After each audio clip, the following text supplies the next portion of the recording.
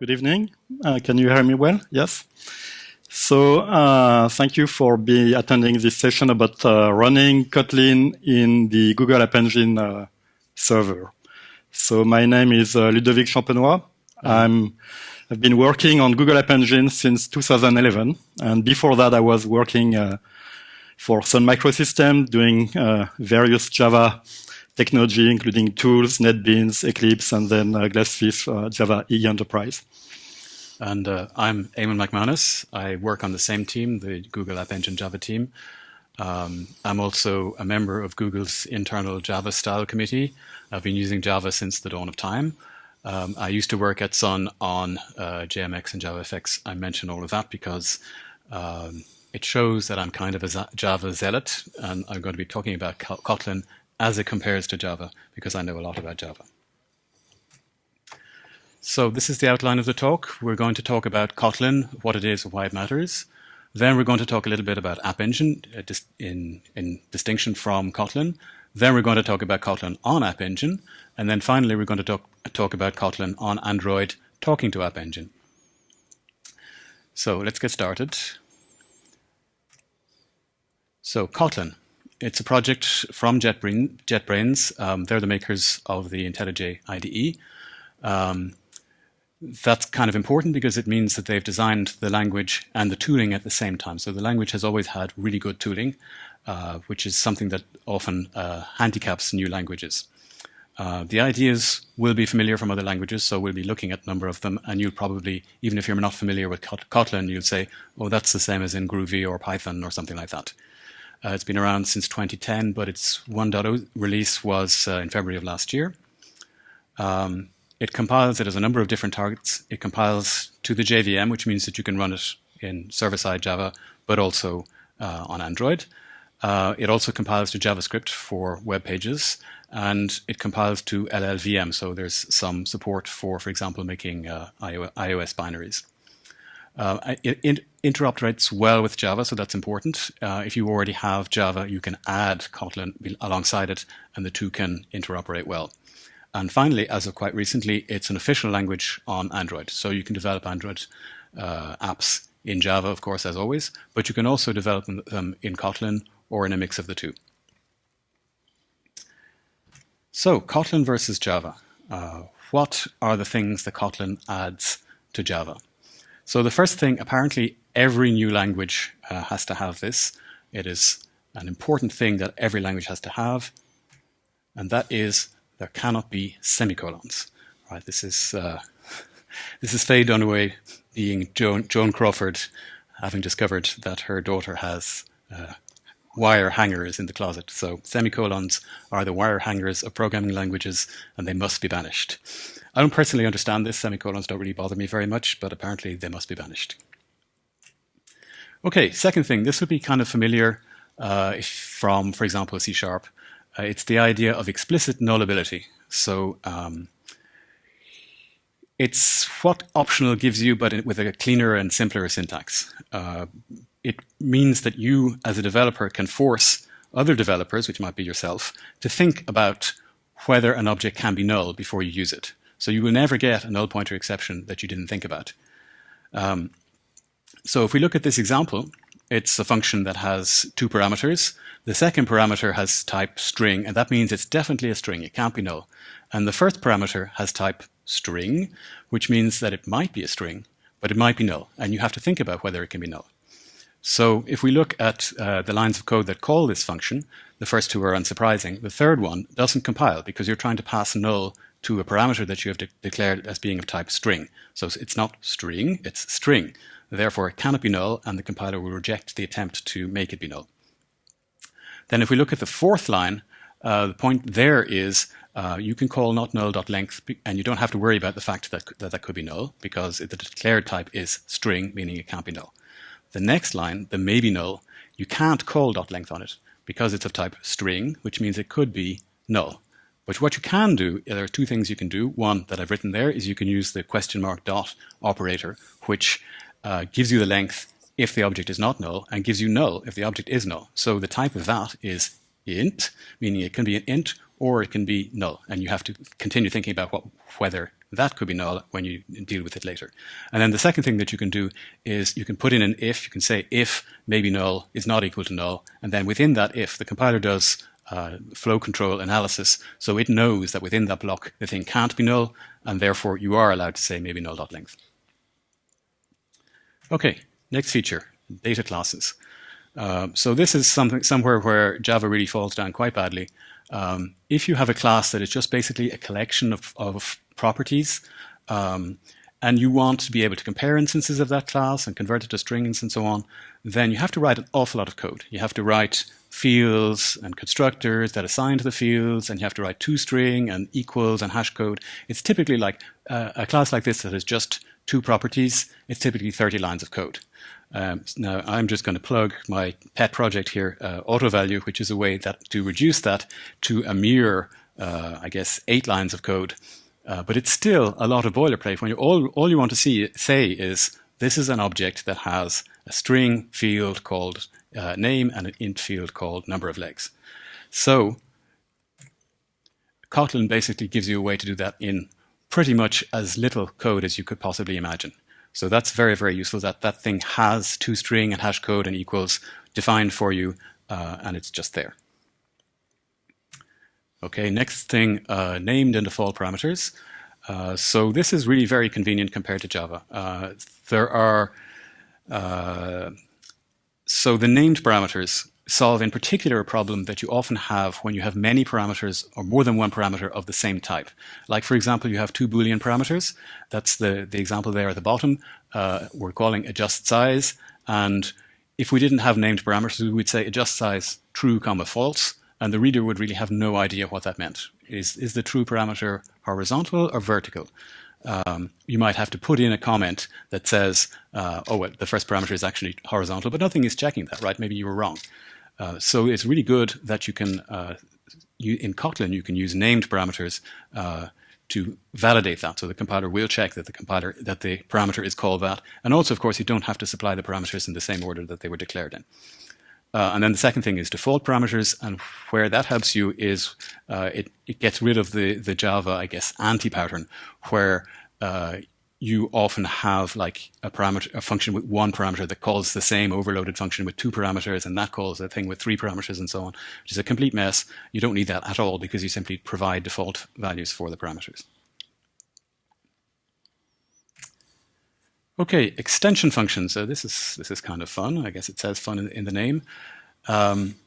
So the point here is that you can basically take classes that have already been written, including system classes, and you can add methods to them. So in the scope of your extension function, you can call the method that you have declared as being in that function, in that class, as if it really did exist in the class. So the example that I'm giving here also shows operator overloading. So the idea is that Kotlin, unlike Java, the compiler doesn't have special treatment of the plus operator on strings. All that it has is that the runtime has an extension function that adds to string a function that's called plus, and that means that you can call, well, what it does too is that it says that function is an operator function, which means that you can call it as plus, plus, but you can also call it using the plus operator. So each operator, like plus, minus, equals, and so on, has a corresponding spelling. And when you say an operator function with that spelling, you are saying, I can also use the symbol for this. So that means, for example, they've also added an extension function that is plus to big integer. And big integer, you can use big integer dot value of something plus big integer dot value something else. With the plus operator versus the horrible thing that you have to write in Java where you have a whole chain of method calls that are trying to say that I'm adding one thing to another. Okay, next thing is raw strings and interpolation. So this Java code is very typical Java code. I end up writing code like this quite a lot, and it's very, very frustrating. The point is you've got several lines of what are going to be generated code, which you have to write like this, because you can't split a string in Java. Therefore, you have to concatenate a whole bunch of things that have the explicit \n in them for the new lines. And anytime you want to put anything variable inside that string, you have to end the string plus the thing plus back to strings again. So that's very messy. And what Kotlin gives you is two things. One is raw string constants. So if you do this triple quote thing, that'll be familiar from other languages like Python, then everything on the following lines until the corresponding closing triple quote is a string. So that gets rid of the problem of new lines and concatenation. And the other thing that it gives you is interpolation. So dollar within a string means, so if it's dollar just immediately followed by an identifier, it means that it takes that identifier and gives you the string equivalent of it. And dollar with braces means that you can have an expression in there and it will interpolate the value of that expression. Okay, so those are all things that Kotlin adds to Java. I'd also like to mention a few things that it fixes from Java. So Java, like, it's an ancient language. It's more than 20 years old. A lot of design decisions were made at the start that made sense at the time, but that really haven't held up very well. They haven't stood the test of time. So here's a few of them that Kotlin fixes and that Java programmers will be really, well, I certainly am relieved to not have to deal with these things anymore when I'm programming in Kotlin. So the first thing is assignment should not be an expression. And of course it is in Java. So there are a few idioms in Java where you use an assignment expression, but most of the time when you write the equals operator as an expression, it's because you meant to write equals equals. So that's not helpful. And by making it not be an expression, Kotlin frees up the equals operator to be used for the syntax of named parameters, right? Because in Java, you can't write this syntax name equals Fido because that's just an assignment to something called name. But in Kotlin, you can write that, and that is the natural syntax for named parameters. Okay, next thing is primitive types. Kotlin more or less doesn't have primitive types. So it has, Java has an int type and an integer type. Kotlin has int and int, meaning it's int that cannot be null or int that can be null. And that's the only distinction that it makes. And it turns out that the thing that can't be null is the same as a primitive, but there isn't some notion of a primitive type that is completely different from everything else in the type system. The next thing is that Java made the mistake, and I think this really was a mistake from the outset, of using the double equals to mean identity. Right. So if you write this code here in Java, you are making a mistake. Usually, you are comparing animal.name against. You're asking whether animal.name is the same object as the string Fido, where what you want is animal.name, the string animal.name, equal to the string Fido. So that does mean that in Kotlin, if you really want identity, which you almost never do, then you just use the triple equals. Okay, Java, I think in reaction against C++, made it very easy to override things. I would say too easy to override things. So you can put your class out there, and if you haven't remembered to make the class final or all of its methods final, then anybody can come along and override them. And in general, if you haven't thought very carefully about what that means, it's going to be a disaster, right? You haven't designed your class with this overriding in mind.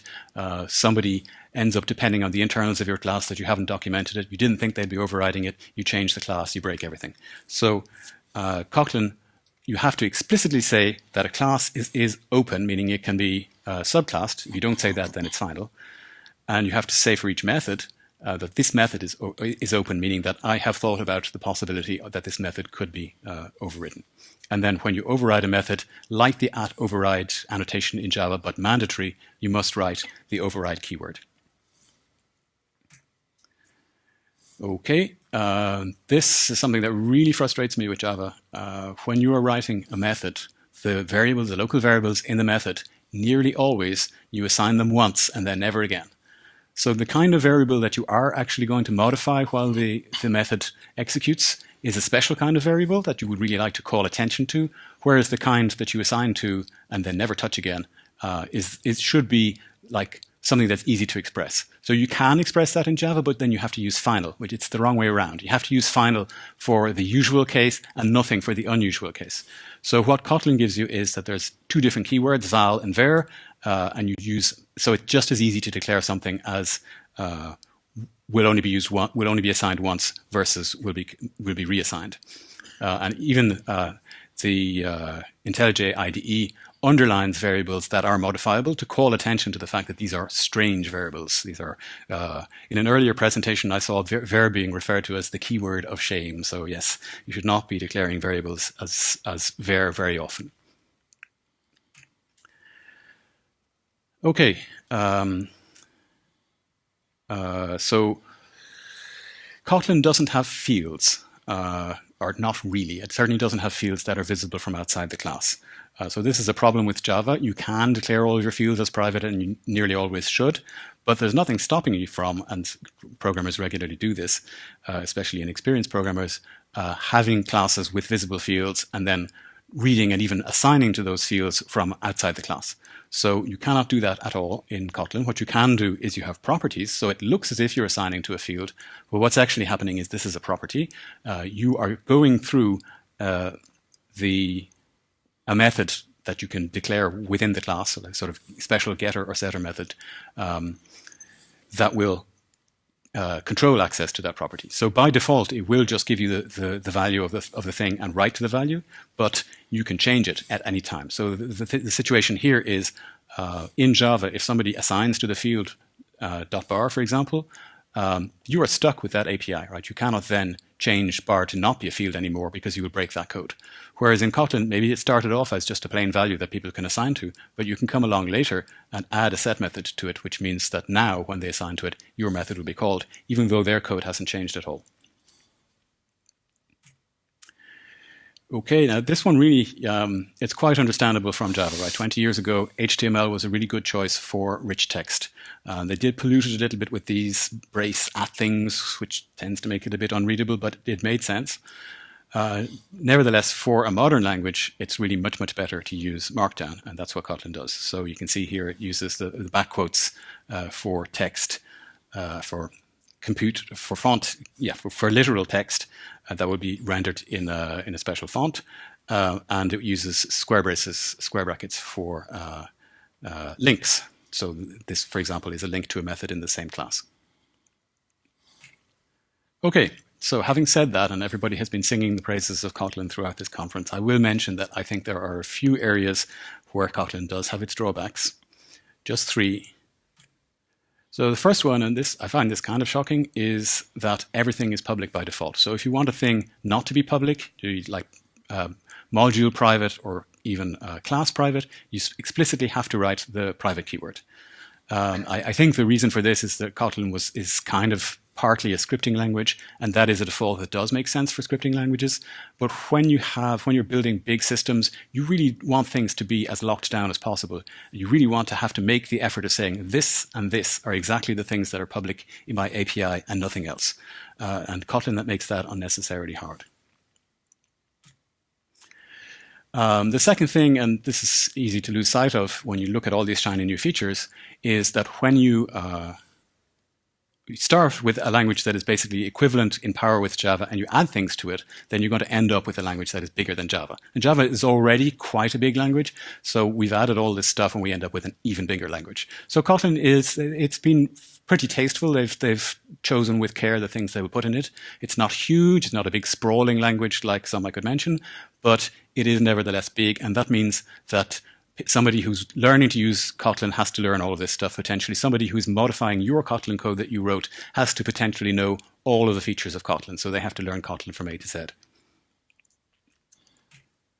And then the final thing, and this is a little bit, I'm not sure about this one, but it kind of assumes that you're using an IDE. So it works really, really well when you're in IntelliJ, which I guess is its home. But there are a few things that, sometimes you're not. Sometimes you're reading code on GitHub or something like that. And then things are a little bit difficult. First of all, it's not like Java where the class com_example_foo, for example, is going to be in com/example/foo.java. There's no necessary relationship between the package name and the file name. So that means that if you're looking for that thing, you really don't know where it might be unless somebody has carefully followed those conventions. The second thing is, and this is, I guess, a criticism of type inference in general, it is annoying in Java to have to write the explicit type of everything, but the idea of type inference, which Kotlin has and Java will apparently soon have, means that you have to potentially follow a chain of references to see what the type of an object is. So just looking at this code here, on the second line, to know what URL.readText might return, you have to know what URL is. And to know what URL is, you have to look at its own declaration. The second thing is extension functions are nice, but the thing is they can be confusing too, right? In this example, we're calling on an object of type JavaNet URL a method readText, which is actually a Kotlin extension method. So if you go and look at the online documentation for JavaNet URL, you will not see that. So that's a little bit confusing. Okay, that's it for me about Kotlin, and I'll hand over to for now. Yeah. Yes, for now. So yeah, we're gonna switch now to the Google App Engine and the new runtime that we launched recently. So if you don't know, App Engine has been there forever, almost. In fact, I think it was announced in this conference in 2009, and it was, Java was still early access, but it was available already 8 years ago. So the principle of App Engine is you do not care about what is running in the cloud. You care only about your application. So you write it using, for the Java runtime, web apps with servlets or JSPs and frameworks. Then you may use cloud APIs that are very, very robust. Then you deploy it to App Engine, and we run it from zero. So if you have no customers, you pay nothing. And if you have a few million customers, like big customers, then we pay as you go. So initially, we started with Java 5, upgraded to Java 6, Java 7. And finally, this year, we launched Java 8. So these are typical workload of apps. You cannot predict upfront what will be the usage of your app.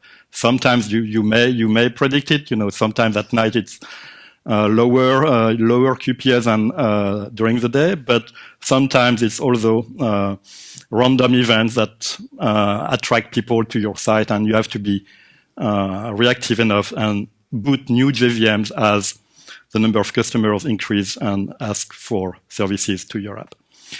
So when you develop your application, you can use what I call the original App Engine APIs that were only specific to the App Engine product. So App Engine Data Store, the NoSQL database, which is based on Bigtable, so scales to infinity. TaskQ, which is a App Engine messaging system. The Memcache, which is mandatory if you do data store, you have to put the Memcache layer on top of your data store queries. App identity, user APIs to do logins and know who is accessing your web app. And recently, we also developed API that you can use anywhere from your laptop, from Compute Engine, from Kubernetes machines, like Cloud Data Store, which is based on the App Engine Data Store, but that you can use from anywhere, including from App Engine, but from other clouds as well. Cloud SQL, Cloud PubSub, which is also a replacement for TaskQ, still in beta, and Cloud Memcache as well, that you will be able to access from anywhere. We have more than 130 APIs, so if you go to the console and you can enable or disable for your app specific APIs, so it's growing every month. We provide a new API. So all those existing App Engine APIs that you could use in 2009, they are still compatible with the one that we provide today, and the new cloud APIs are accessible in the new Java 8 runtime. So we launched it end of September, so it's very recent. You could ask why it took Google, so many years to catch up with the Java standard, because Java 7, I think, was EOL, I don't know, maybe a year or more ago. And there is a reason for that, okay? But the goal for this new runtime was very strict backward compatibility, because we have many customers. In terms of millions of customers, and obviously we cannot break them. It's a platform as a service. Once you deploy your app, you expect it to work. Not forever, but for a long time. We wanted to remove all the previous limitations that was there to implement the security rule that we have at Google. And we wanted to support all the APIs. And the good news is we already have a very, very large customer serving millions of query per second, million QPS on this new runtime. So just almost 2 months ago. It's based on the OpenJDK 8 that we built ourselves inside Google, but it's from the OpenJDK project and the GT9 web server. So as a side effect using Serverless 3.1. So the reason why it took us so long to deliver the Java 8 is because we wanted to remove all the previous restrictions that we had to have for the Java 7 runtime. Because Google imposed us to run untrusted code, so your code, we need more than one security layer. So one of them in the previous version of App Engine was using the JVM security manager with permission. So this forces us not to disallow some classes. For example, AWT, which is implemented using native code. We could not run native code, otherwise we would have broken the first layer of security. So no GNI, no insecure classes like files, threads, etc. The new security layer that we have now in App Engine 8 is already covering those 2 layers of security. Therefore, we can remove the Java security layer from the runtime running your application, and we can allow you, as a Java programmer, to use the entire capabilities of the JVM.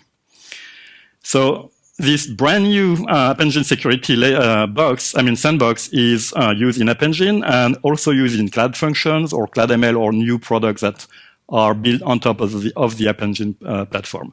So it's a virtualization-based sandbox, providing strong isolation between where it's running and your application. It's not based on VMs, so this is not a compute engine VM. It's not, and it's allowing more than 250 Linux syscalls. So this is where we are doing all the magic. Very lightweight and fast.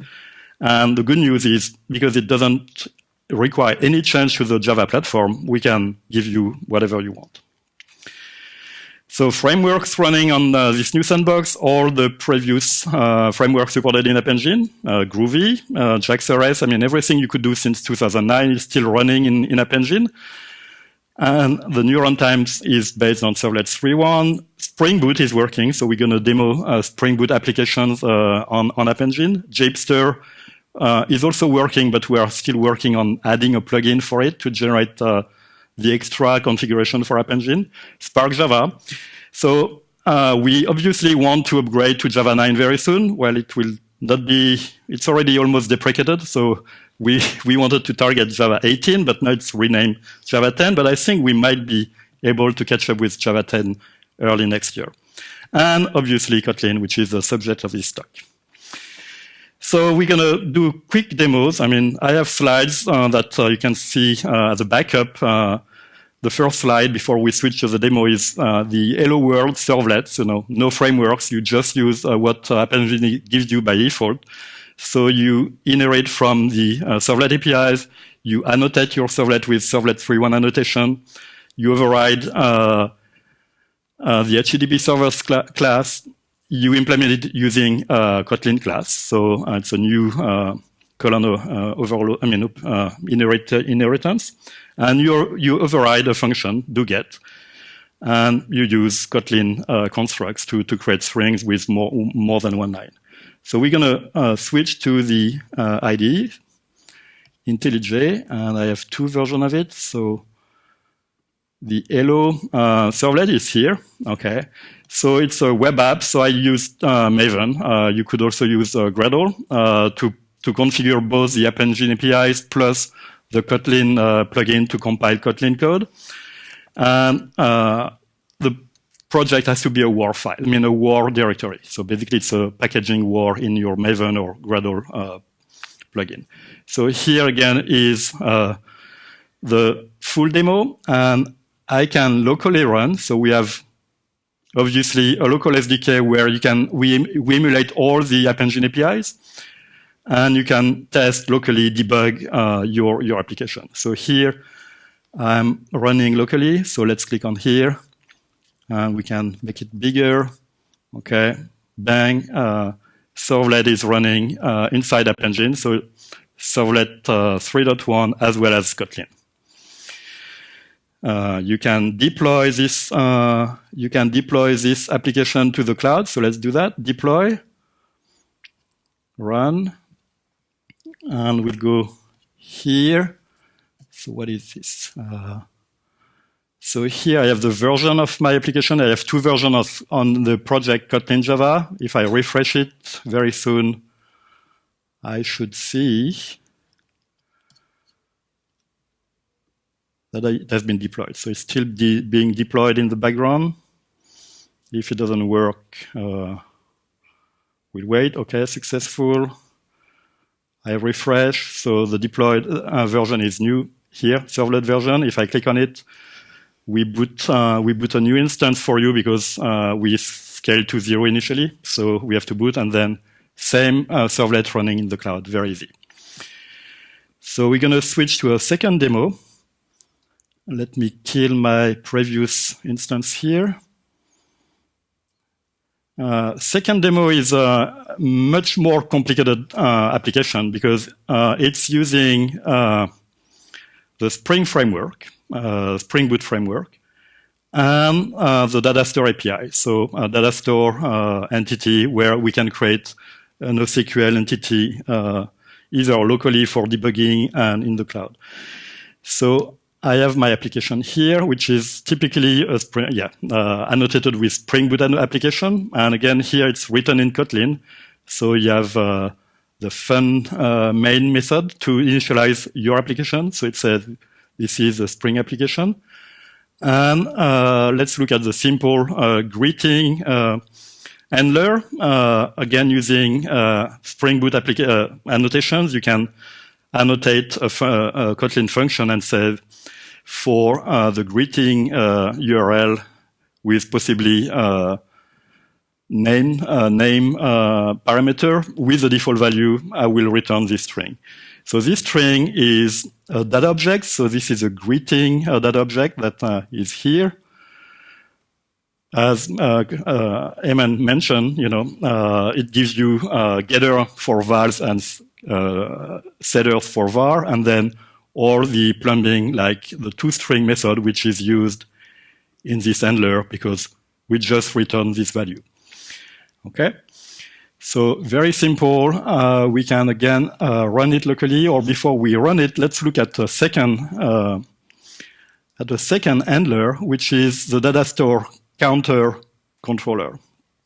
Okay, so here it's another handler where we first of all get the data store service object, and we try to see if a given key is there.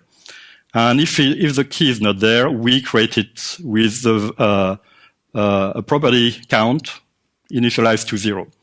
So the interesting thing here is we create a new entity object from data store, and instead of calling the default set property or get property in data store, we can use we can override the access, the setter and getter parameters, because there is another Kotlin class here, which is redefining the operator entity.get to be an operator, so that the bracket will do a get, and same for the set,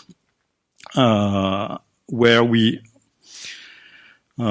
can either read or write on an entity object using the bracket operators. So very easy way of using Kotlin and existing Java APIs and extending them so that they can be accessible. So let's locally run this. I don't think we'll deploy because we are running out of time already. You're okay. No, we're okay. Okay, so let's first do a local run here. So I'm recompiling everything, running the Cloud SDK, which is bundling the App Engine runtime locally. And here I can, again, I did not define the URL for slash, but if I do greeting,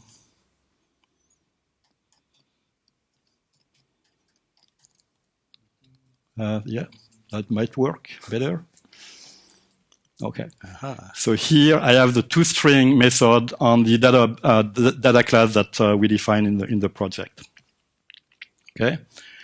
And the other URL we want to see is increment counter. So I tried 10 times, here I tried 10 times to call this handler. If I call it again, it will be 11, etc. I guess you see this number increasing here. I put the code snippet, but the formatting is corrupted, so don't worry about that. Okay, the important thing is this counter here, which is incrementing every time you call the handler. So we can, let's deploy. Yeah, we can deploy. I mean, let's go wild. I don't know if it will work, Let's deploy. So the deployment will take a little bit longer because Spring Boot framework is a little bit bigger. But meanwhile, I wanted to go back to the Cloud Console and see some interesting graphics. So I deployed, well, now we see 3 versions of my application. Let's go back to the first Spring Boot Kotlin, where let's look request and the last 12 hours. Okay, so here I've done something. Where let's see instances. Yes, so I use JMeter locally on my Mac to put some load on the application to see how many instances it would boot for me automatically. Okay, and this graph, let's make it bigger maybe. I was able to create 179 Spring Boot JVMs serving my traffic. So I can scale from 0 to 200 instances in almost no time. I mean, just the time to boot a JVM and the Spring Boot framework, which takes a few seconds on our instances. And then after my test was done, I stopped, and then all the instances got killed. So let's go back to versions to see if my application has been deployed. So yeah, 9:27 a.m. I'm still in California time, sorry. So we deployed a minute ago. And here we can now go to this handler, which is running on appspot.com. So let me bigger because, and now it's still waiting. But if it works, you should see 128. Okay, so if I reload, you will see 129. So basically, I was able to locally run and potentially debug and deploy my Spring Boot application in less than a few minutes. In fact, 58 seconds because the network is slow. Before it was 40 seconds. So this is basically a demo of showing 2 applications, very simple one with Servlet and a much more complicated one with Spring Boot because Spring Boot had some hard time to work with the previous Java 7 runtime because we had so many limitations in terms of threading and access to API that our sandbox did not allow. Now it's possible. So this is very, very interesting. Did you want to talk about the transaction thing? The transaction thing. So yeah, if we have a few more minutes, let's go back to the increment counter here. So here you can see that we are basically calling data store transaction method on a lambda, which is calling put on the variable it. Okay, so it's if you see the tooltip in IntelliJ, it's automatically declared based on the expected type. So basically, this method put is really a method on the data store object that, if you see here, is passed as a method parameter, so that you can avoid typing transaction or data store put in this lambda here. So it's another way of using Kotlin to minimize the amount of code you need to type in your application. If you go here, this is where we define those capabilities.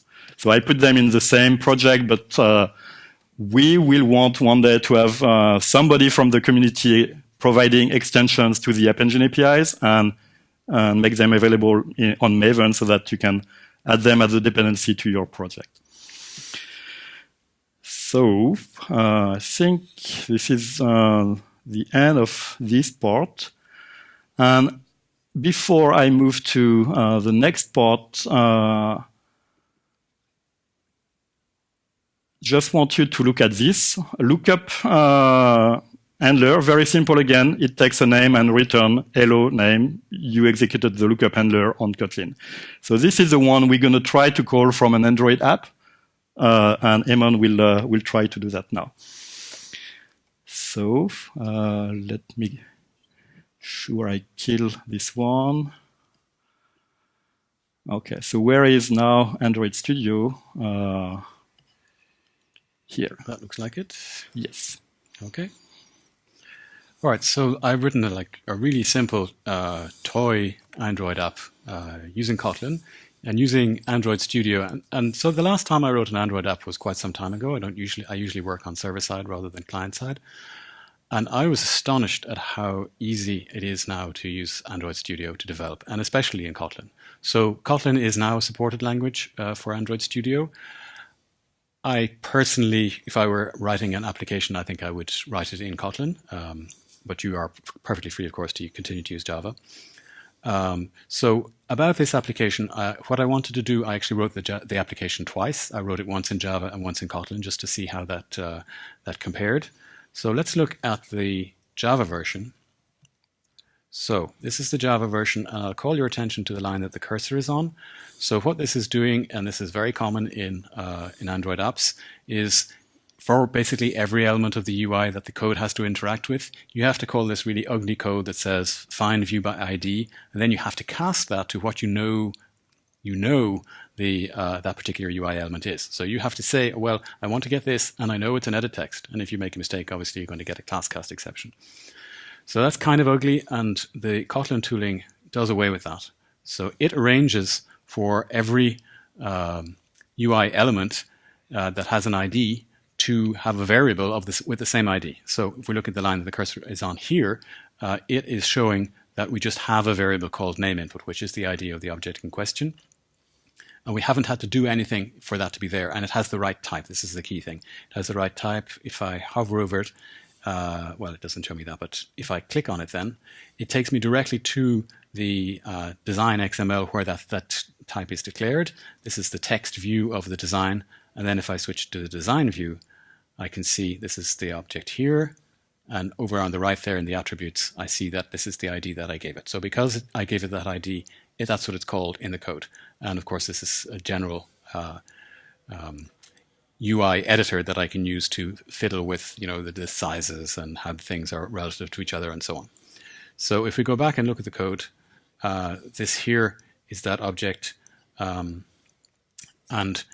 it's simply, so the tooling arranges for this special package, kotlinx.android.synthetic, to contain basically the declarations for all of the objects that are in the design view.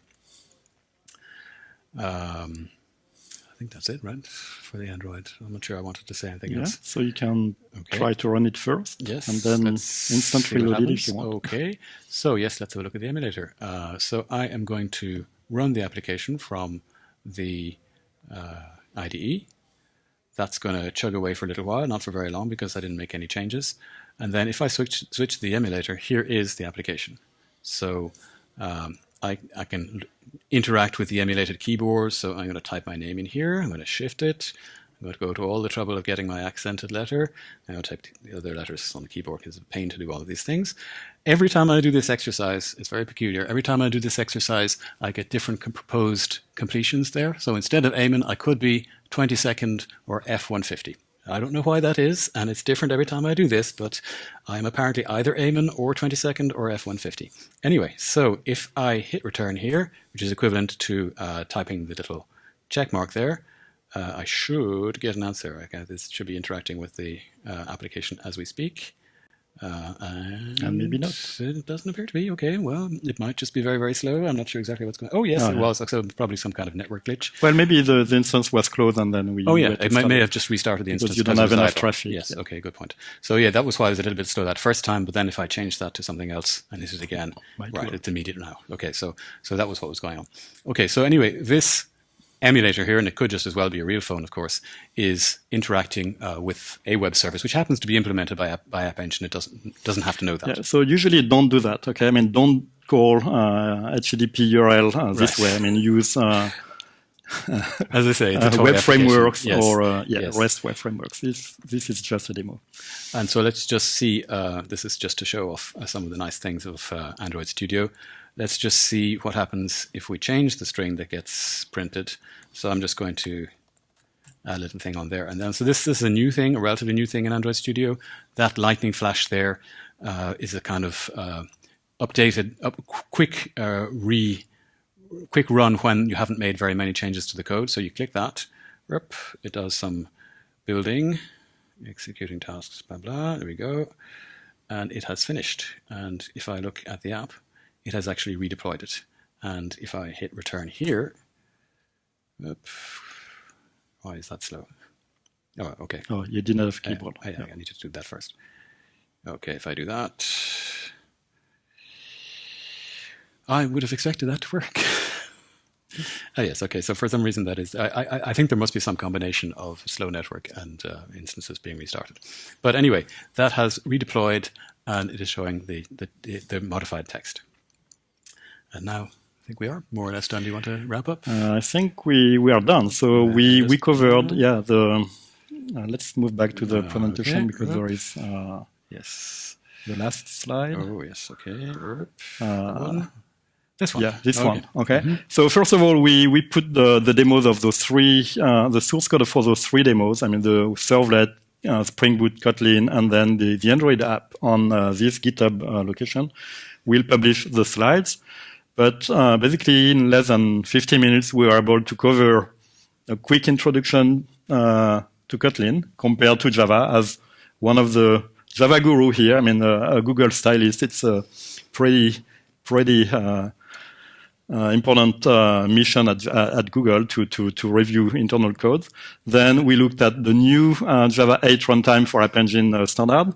And we were able to demo end-to-end application running from your Android phone to the Java runtime running in the cloud for App Engine.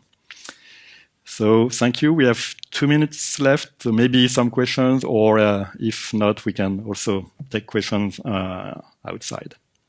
So thank you.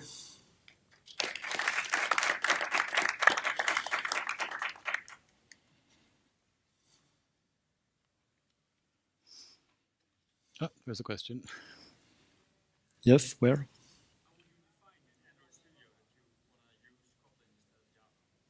So the question is, how would you define in Android Studio that you want to use Kotlin in the app? So let's go and look at it. Up. Oh, this is the one I want. Yeah, this one. Okay, so let's say I'm making a new project. New project. Okay, so it doesn't. Yeah, so you have to check the thing there that says include Kotlin support. And then every time you make a new class, like I want to make a new class in here, so I'm going to, how do I do this? Control click, yeah. New, so as well as new Java class, you have Kotlin class. So this is where as I add each class, I'm going to say it's a Kotlin class. And or the build, I mean, the tooling is pre-baked in this project. Yeah. So it's very easy works to use. Wonderfully. I really, as I say, I've been very impressed by this. Okay.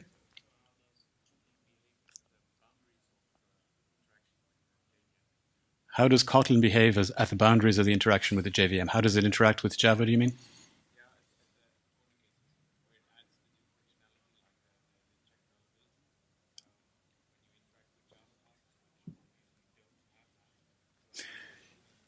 Yeah. Okay. So so the question is what happens when you, for example, with the null special treatment of nulls that I talked about, what happens when you're interacting with Java, which doesn't have any treatment like that? So I did gloss over some details.